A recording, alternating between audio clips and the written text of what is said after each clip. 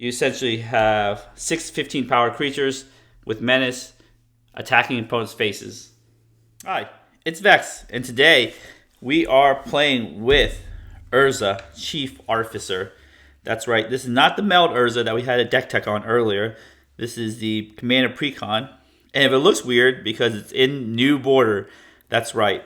I really love new border. That's why I got the new border. Urza, Chief Artificer. It's 3 white, blue, black, so 3 Esper.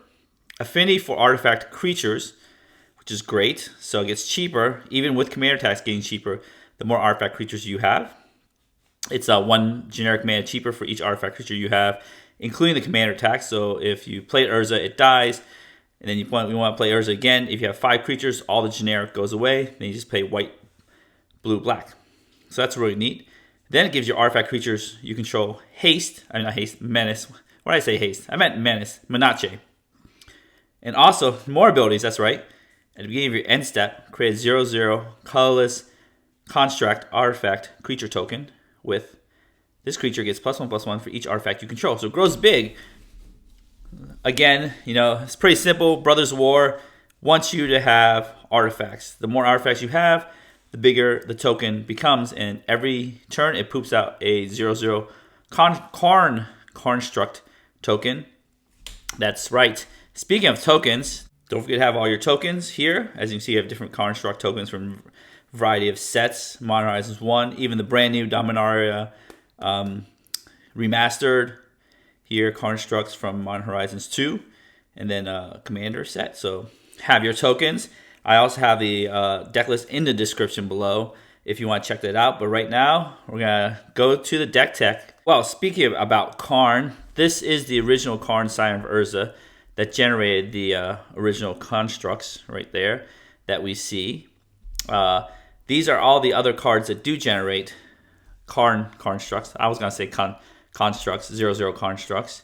And the reason we want to play it is because it's thematically correct to play all the cards that generate this one. If a new card that generates these constructs come out, we'll add it to the deck. The goal is to, generate a lot of artifact creatures, including the creatures that Urza generates, to make Urza cheaper, give him menace, beat face, and play tons of artifacts that beat more face. These artifacts do get pretty big. I've seen 12/12s, 14/14s, which dodges Blasphemous Act. Big constructs.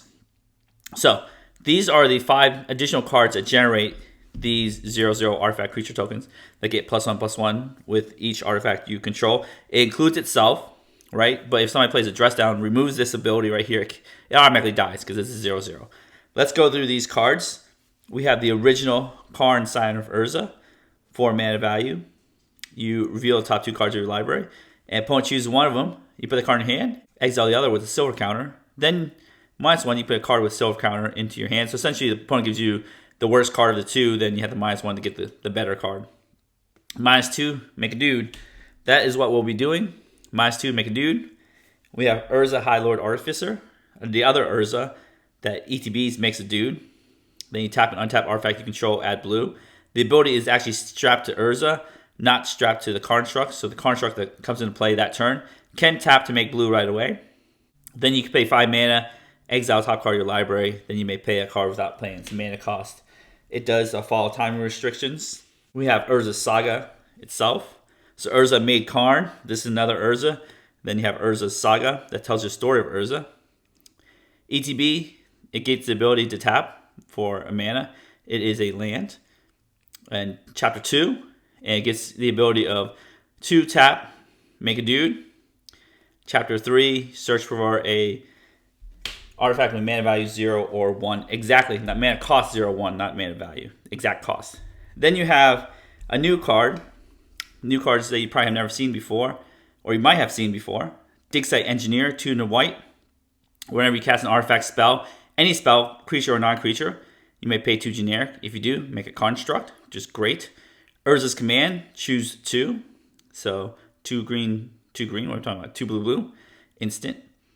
Creatures you don't control get -2, -0 until end turn. That's lame. Make a Power Stone. That's neat. Make a dude. That's exactly what we want to do. Scry 1, then draw a card. So the ideal case, end of turn, make a dude, scry 1, draw a card, attack with menace. Or cast Urza, because you made a dude at the end of turn. Make Urza cheaper. Cast Urza. Go face. To reiterate, our goal is to cast Urza on the cheap by making a lot of artifact creatures, either by casting creatures, have creatures that make creatures, then having a lot of artifacts to grow the construct that comes out of Urza. So on top, we have artifacts that make creatures. The most impactful ones are artifacts, creatures themselves, which count for the Urza affinity, that also make creatures. So these are 3 artifact creatures that make creatures. Lithia, Mechanical Engineer. I hope I'm saying that right again. Tuna White. This came from Jumpstart 2022. So if people had deck tech before this came out, you missed out because I have a deck tech with this one. So Vigilance, at the beginning of your end step, untap each other artifact creature you control. So they're essentially a pseudo Vigilance. You can attack with them with Menace. Bam, anything that survives, boom, untap to defend. Just great. Has Vigilance. Now, the cool part is it can poop out 3 and white, tap, poop out a 5/5 colorless vehicle artifact token named Zeppelin with flying and crew 3. Unfortunately, Jumpstart 2022 did not have tokens, so I had to improvise a little bit. Make my little Zeppelin token. This is the closest one you have. A vehicle flying 5/5 crew 3. So essentially the stats are the same as whatever I tokenized. So sometimes you gotta make your own fictitious tokens until the real one comes out. Next you have Mirror Battlesphere. ETB 4 mirror tokens. So it's 5 creatures in 1 card. Then you can attack, tap this mirror, and power up the Mirror Battlesphere. But the cool part is like +5/+5, and essentially gives you 5 affinity mana for Urza. Insane. Sharding Sphinx, 4 blue, flying. When an artifact creature you control deals combat damage to a player, you may put a a 1/1 blue Thopter artifact creature token with flying into play. Now this isn't for each damage you make 1, you just make 1. So essentially if you deal damage to a player, you make a Thopter. Next turn, you can attack with those Thopters, deal more damage, and essentially exponentially grow if you can get him in unblocked with Sharding Sphinx. So that's pretty neat. We have a new card, Thopter Shop. And if you notice, all the cards from the Brothers War Commander, I do not have old border because I really like new border. So therefore, I had to buy all the new border cards. If you can see right here, March of Progress, Thanos, and Thopter Shop. 3 mana value. Whenever one or more artifact creatures you control die, including tokens, draw a card. Triggers once each turn. Not bad. Then you can make a token that you could sacrifice. So that is a token generator. 1 token per turn, and it gives you card draw. Retrofitter Foundry. This one is 1 mana. You can pay 3 to untap it, so you use them multiple times.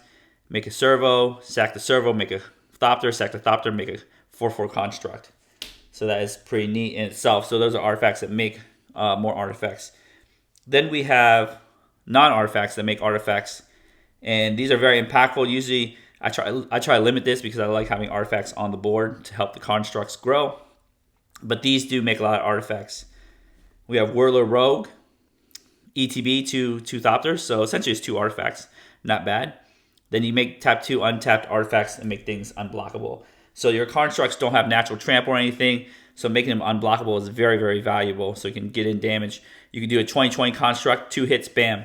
Or you get 2 20/20s, 2 hits, because you have tons of token generation and everything. You have Psy. Whenever you cast an artifact, make a Thopter, and sacrifice 2 artifacts, draw a card. So if anything's on its way out, sack it, draw a card. Love these card drawing mechanisms right here. We do have lots more card draw. This deck does have quite a bit of card draw. Twanos, Solemn Sorcerer, Survivor, 1 blue, so very cheap. Human Artificer. It does not poop out artifact tokens right away, but 2 tap. Create a token that's a copy of up to 1 target artifact token you control. So you can copy your constructs for 2 mana. It only makes a token of a token, so it can't make a token of a real thing. Just remember that. 1 Esper. Sack 2 artifact tokens. Exile an artifact or creature card from your graveyard. So this one is a card itself. Create a token that's a copy of the exile card, except it's an artifact in addition to others type. Activate as a sorcery. So you can get back Psy Master Thopterus, Mirror Battlesphere, Thopter Shop, right there as a token if you exile a card from your graveyard with Twanos. So it's very slow, but it's very potent and powerful. Thopter Spy Network here. Beginning upkeep, if you control an artifact, which you most likely will, you make a 1/1 Thopter, then 1 or more artifacts, creatures you control, deal combat damage to a player, draw a card. So good card draw there. March of Progress. So this is one of the finishers here. This is 2 and a blue. It's a sorcery. I don't include a lot of sorceries in this deck because artifacts is the name of the game. But choose target artifact creature you control. Make a token copy of it. Any artifact creature, including Mirror Battlesphere, except for it has Overload, copies all of your artifact creatures, tokens or non-tokens. This is an amazing finisher right there. And speaking about card draw, we have our card draw right here. We have artifacts that draw cards or get card advantage. Actually, we have a lot. We have 5, 6, 7 of them. We have non-artifact cards. Again, when I include non-artifact cards, they are very impactful because it's better to have an artifact creature or artifact card than a non-artifact card. So just keep that in mind. So artifact cards are easy. Esper Sentinel gains lots of card draw. It's insanely good white card draw. Baleful Strict ETB, draw a card. The Reality Chip. I know it's in foil, it's hard to see, but let's take a look. You may look at the top card of your library anytime. As long as the Reality Chip is attached to a creature, you may play land cards and cast spells from top of your library. That's great. So it gives you a card advantage from top of your library. It is an artifact itself. It's an equipment. I know I'm ruining my pile here by moving things around. Research Thief, 4 and a blue. Flash Flying. When an artifact creature you control deals combat damage to a player, draw a card. And that's better than Whirler Rogue because it's each artifact creature, not like one or more. Or when I say Whirler Rogue, I meant Thought Spy Network. This card right there. This is one or more. This is for each artifact. So this is much, much better. And it's flash. So if you're doing a lot of damage and your opponent doesn't know about this, they don't block a bunch of 1/1s, boom, flash it in, get a lot of card draw. Thought Monitor, ETB, draw 2 cards. Has affinity for artifacts, which is better than affinity for artifact creatures. If this had affinity for artifacts, it'd be broken. So it's a good thing it doesn't because it's not too broken. Idol Oblivion, when you make a dude, token, tap, draw a card. Shurikai, tap, draw 2 cards, and it makes a little pilot, so not too bad there. Now the non-artifact ones, we'll go here, Vidalcan Archmage, cast an artifact, draw a card. Here, tap 4 artifacts, tap 2, artifacts, draw a card, which is insane because you can keep tapping a bunch of artifacts, draw tons of cards, and you have 4 more artifacts. Shimmer Dragon has hexproof, so this is an amazing, amazing card draw engine. This goes nutty because you make artifacts, you tap them, you draw tons of cards. You make more artifacts, you tap them, draw more cards. Vidalcan I said that right.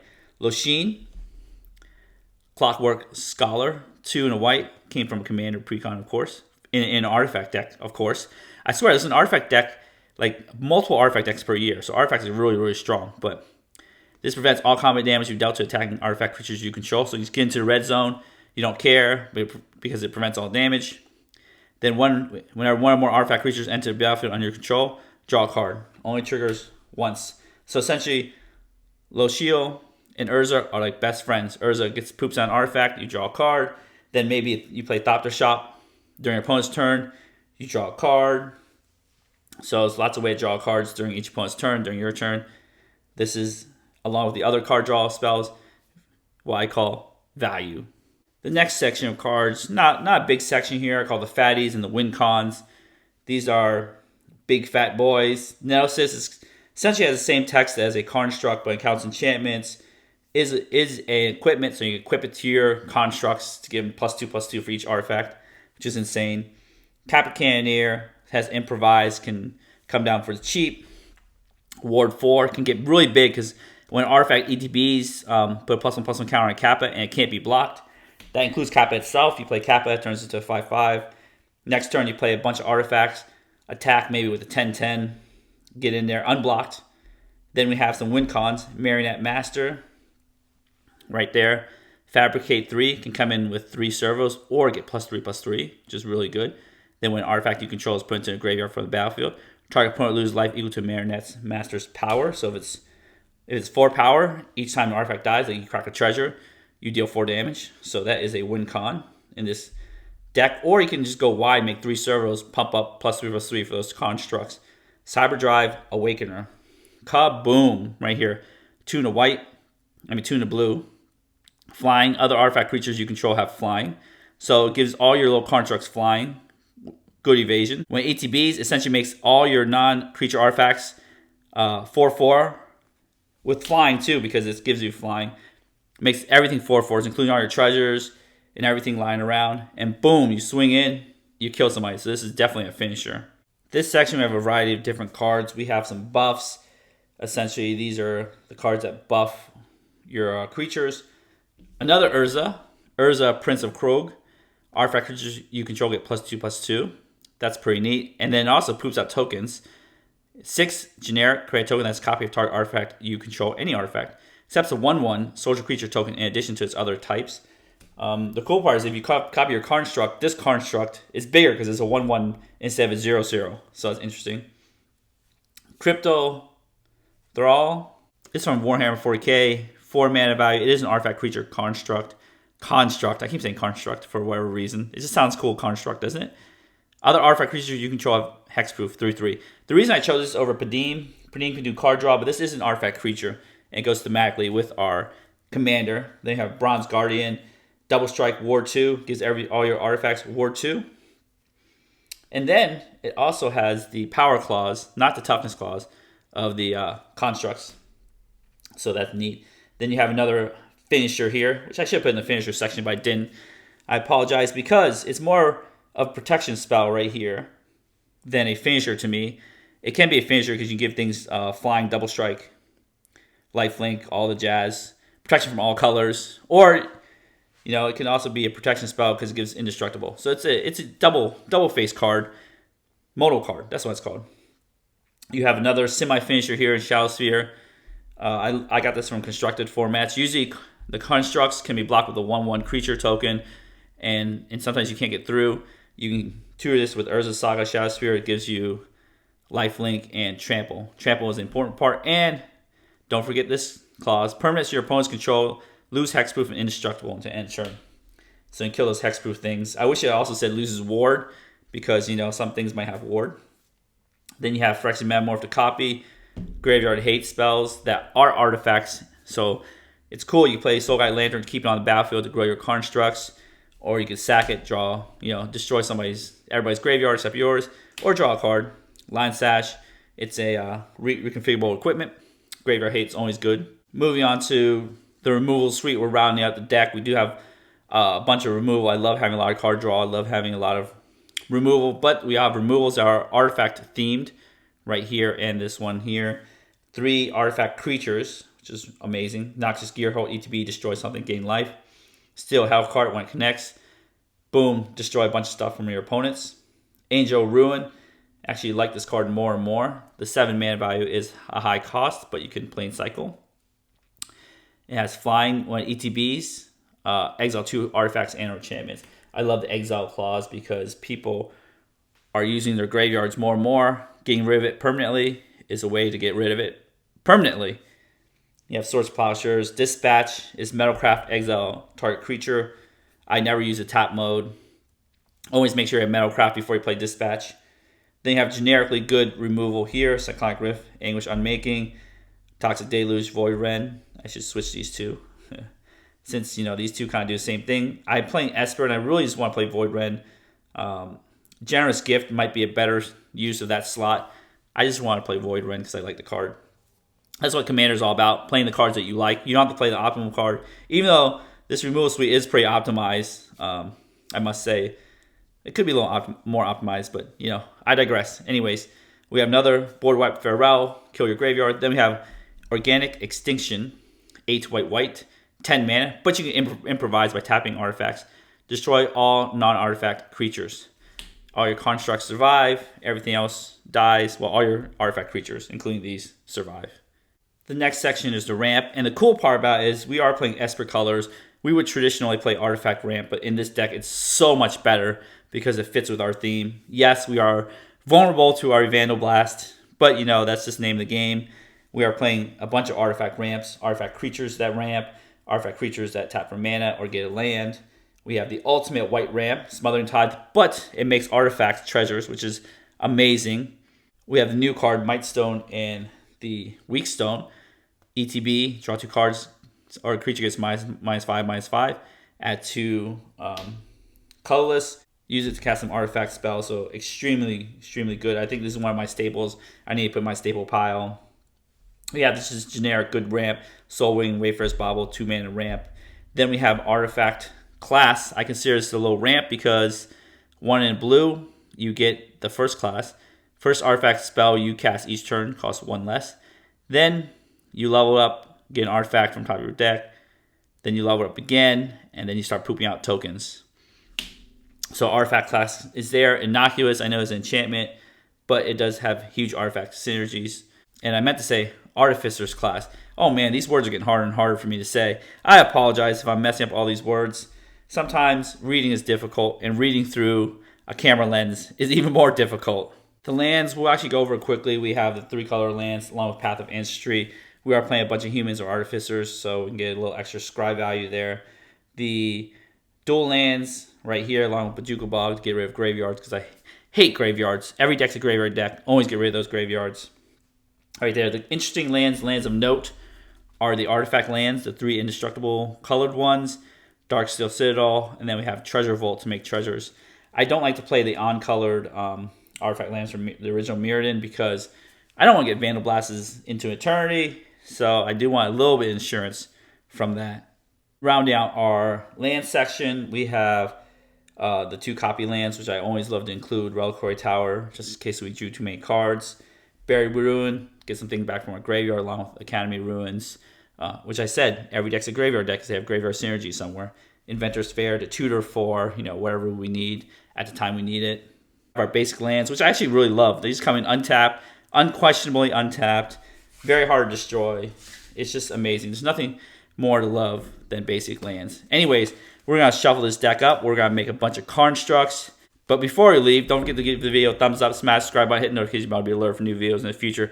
And I have the deck list along with TCG Player, eBay, affiliate link, whatever affiliate links, my Dragon Shield links down in the description below. Help support the channel. Help keep me alive by helping me buy non-old border cards. I know some people would love the old border decks, but to me, I love new border, so that's why you don't really see old border cards in my decks, because that's just not what I like. And it's okay if you don't like it, old border, or if you really love old border and you old border everything. It's fine either way. I'm happy for you, but just my preference is all new border all the time.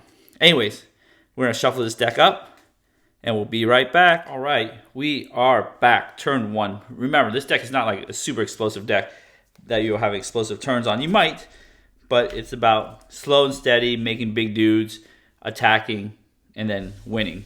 But slow and steady. It's all about slow and steady, right? Wins the race. Let's see what we get here. We got 4 lands. Ramp, Dig Site Engineer. We got a dude that makes dudes. Sweet. Too bad it's not an artifact. All right. This is an artifact. Sweet. Okay. Not bad. We'll keep this. 4 lands. Ramp. We'll take it. Boom. Karn. Ooh, another dude that makes dudes. We love it. ETB tap. Now we have another artifact right here. Artifact count is 1. Sweet. Indestructible 1. Exactly what we want. Boom. Oh, more ramp. All right. Maybe we need some more action, but these are creatures, so it's really good. So we'll play our swamp here. Oh, we need blue mana. We'll shock in our Watery Grave. Take 2. Artifact count is 2. It's not bad.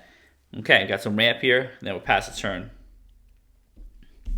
Turn 3. Affinity for creatures, 1 creature. We got a land.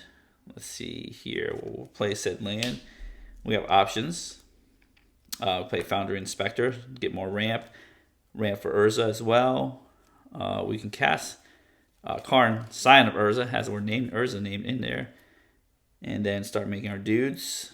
I think we need to start investing in the future. I love investing in the future. We'll play a Foundry Inspector. We can poke somebody for 1. Always poke when you can. That 1 life does matter eventually. Okay. And this actually costs 2 mana here. Might Stone, Weak Stone. No, we can't play that. Costs 2 mana. Okay, we'll pass the turn. Turn 4. Okay, so this is where interesting things happen. Retrofitter Foundry. That's pretty cool. Okay, we'll play our land. There, land number 4. We could play Might Stone, Weak Stone. Does not cast Lord Artificer over there. And it can't. This can't even cast Karn. Dang it. Oh, that's so horrible. So what do we do? Well, this is free. I'm just going to lay it down because it's free because of this. So why not? Or we could play, actually, we could do is, we could start our, we could play, let's just play Urza. We'll tap 4 mana here, and then we get the two affinity for artifact creatures. We'll just play our Urza, because that one just makes dudes. These things have menace. These things don't actually attack, so you could poke in again. Always poke in when you can. That's the name of the game. The game has to end, and you're the one to end it. And they have menace, which is great. Beginning your end step, make a dude. So we'll make this dude right there. Make a dude, and let's do an artifact count. We have 1, 2, 3, 4. So 4/4 dude. Not bad. Okay. We could play Retrofit Foundry. We play any time. We might save it for Dig Site Engineer or Surprise Pump on our construct. Turn number 5. Let's see what we get. Boom, Psalm Simulacrum. Ooh, that's insane. Playing this will allow you to cast this for free. So this will cast that. So that's good. Let's just play our 5th land here. What we will do is, oh man, choices here. This costs 3, so it costs 3 here. Dig Site Engineer, we might make dudes. I think that's important just to ramp, so we'll just cost 3 here. We'll play Might Stone, Weak Stone. Let's say we're greedy and we draw 2 cards. See what we get. All right, Bronze Guardian, that's cool. Okay, we can cast. We can cast a Bronze Guardian, the Research Thief. Okay, that's good too. What's more important? Depends on the texture of your game. If you want to do card draw or you want to give Ward 2. I think the texture of the game, or you want to ramp. So I think what we want to do is, it's difficult here. But I think we want to just ramp. We'll tap this. We'll play our Psalm Simulacrum. Right, we'll increase our artifact count. We'll get our lands. Let's see, we don't have a plains. Let's get a plains. Ramping is always good because we have Retrofitter Foundry that could just, poop out tokens. So more mana, the better. And we can use the Might Stone, Weak Stone for that. So that's also a bonus. Okay, so we'll shuffle a deck up. Cut it right here. We will play Retrofitter Foundry right there. We can't really play these cards. What we can do is tap this, tap Retrofitter Foundry, make a servo. Let's see if we have a servo here. Make a servo, another artifact, which is great here. So we have a Summoning Sick servo here. Okay, let's do an artifact count again. Let's see, you have 1, 2, 3, 4, 5, 6, 7, 8. So this is an 8/8. Which is great. 8/8 with menace. Don't forget that. Okay. You can just whop in for 8 menace. That's insane. So we are doing very good for ourselves. We will pass a turn at the beginning of my end step, make a new construct. Let's see, let's make another one of these constructs here. Make another construct there. So now we're living the dream here. Okay, so we pass the turn, untap everything. Turn 6. There. Okay. Inventor's Fair. Sweet. A land. We'll take it. Land I can tutor for things. I don't know what to tutor right now. But you can keep it there for land. We have Dig Site Engineer. We're still going to play that because I really like that card a lot. So we're going to play that. We could use Destiny Stage to copy a land. So let's keep that untapped for now. Okay, so we'll make Dig Site Engineer. That is Summoning Sick, so we'll just put it in the Summoning Sick pile right there. Then, let's say we do cast Research Thief for 3 mana. Or Bronze Guardians, more protection. 3 mana, we could use Dig Site Engineer to tap our Might Stone, Weak Stone to make another construct. So let's get another piece of art here. That is actually the construct for Dig Site Engineer. We'll do this. We have 1 Watery Grave left untapped. Can't cast any of our things, but our protection is good. Here, let's do an artifact count again. We have Goldmire Bridge, just 1, 2, 3, 4. Right, 1, 2, 3, 4, 5, 6, 7, 8, 9, 10, 11. Increase this guy's power to 11. Boom, sweet.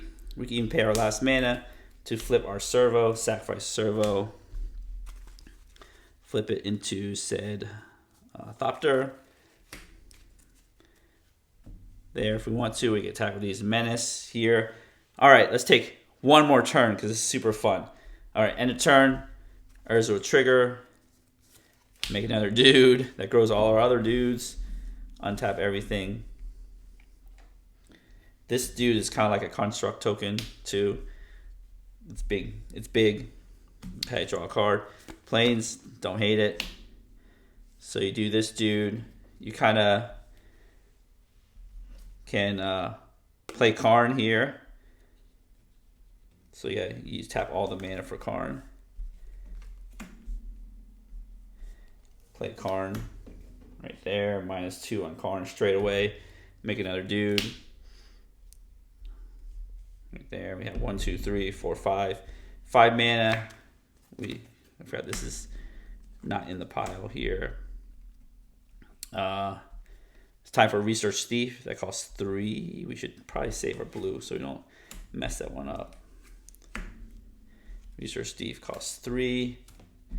Retrofitter Foundry can make a dude, so we'll just tap 2, tap Retrofitter Foundry, make a servo. And then let's do an artifact count again. Let's just play this and then do an artifact count right there. All right. I think I got the board sorted out. I know it's pretty crazy. Okay, we have everything has ward 2. 1, 2, 3, 4, 5, 6, 7, 8, 9, 10, 11, 12, 13, 14, 15. So you have 15 artifacts. That's just, multiples of 5. Boom. Okay. So you have, move these out of the way. You essentially have 6 15 power creatures with menace attacking opponents' faces. I believe that's good enough to win, right? Maybe, maybe not. Who knows? Anything that connects, you draw cards. You can even suicide your Solemn to draw a card, which is great. You can activate Karn, which we forgot to do. Make more dudes. Forgot to activate the Karn. Man, how did we forget to activate Karn? She has 1, 2, 3, 4, 5, 6 Karnstructs. It's pretty neat. Use Inventor's Fair to find, Thopter Shop, something. Even a land, you can use Inventor's Fair to find land. It's not very good, by the way, but you can. Use Inventor's Fair to find random stuff. I don't know how the cards got upside down, but they are. Noxious Gearhawk if we need removal. Sharding Sphinx to make more dudes. Then Nettlecyst, Shell Sphere to get things moving. Idle Oblivion, draw cards. Reality Chip to funnel through your deck. So Inventor's Fair is really good. I don't know how these cards got upside down. Maybe I'm bad at shuffling. Anyways, that is the deck. Love the deck. These creatures are huge. They would survive Blasphemous Act. Not really, because all your things die, then they shrink, then they die. But it's just nice to think that they can survive Blasphemous Act. Anyways, if you enjoyed this video, don't forget to give the video a thumbs up, smash subscribe button, hit the notification bell to be alerted for videos in the future.